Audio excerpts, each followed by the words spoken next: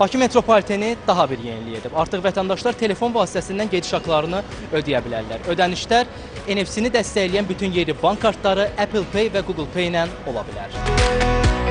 Bir müddətli sınaq rejimində tətbiq edilən ödəniş üsulunun artıq metropolitenin bütün stansiyalarında tətbiqinə başlanılır.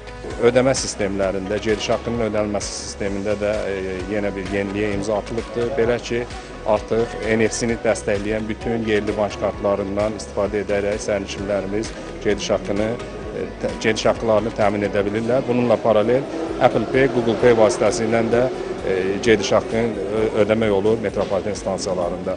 Daha sonra toxunmaq istədiyim məqam artıq bir sıra stansiyalarda test variantında işləyən qatarın gəlmə vaxtını göstərən interval göstəricisidir ki, o proses də təkmilləşdirilməkdə davam edilir.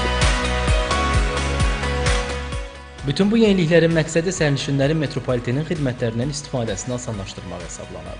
Belə ki, artıq Bakı kartları ödəniş terminallarında pul yükləmək üçün növbələr yaranmayacaq. Bank kartlarından artıq istifadə edək, Apple Pay ilə, Google Pay ilə istifadə edərək artıq metroya keçid edə bilərsiniz. Bu sizcə rahat bir üsuldur sizin üçün? İstifadə etməmişəm, amma rahat olar.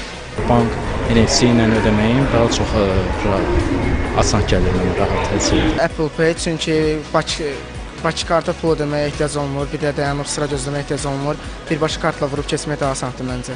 Qeyd edək ki, yenilik Bənövşəyi xəttin stansiyalarında uğurla sınaqdan keçirilib. NFC-dən istifadə zamanı bank kartlarında balans olmasa belə sərnişinlərə bir dəfəlik keçid imkanı veriləcək. Lakin balans artırılmasa kartla ödəniş avtomatik bloklanacaq.